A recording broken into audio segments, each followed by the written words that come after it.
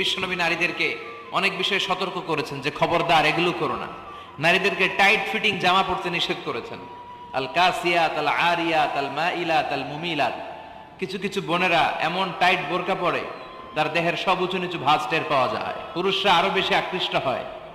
এই বোনদের ব্যাপারে আমি বলি, বিশ্বনবী বলেছেন লা ইয়াদখুলনাল জান্নাতা ওয়া লা ইয়াজিদনা রিহাহা।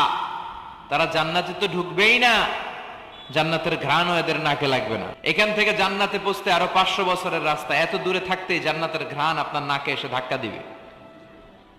তারপর ওই নারীরা জান্নাতে ঢুকতে পারবে না। টাইট ফিটিং জামা আছে না নাই?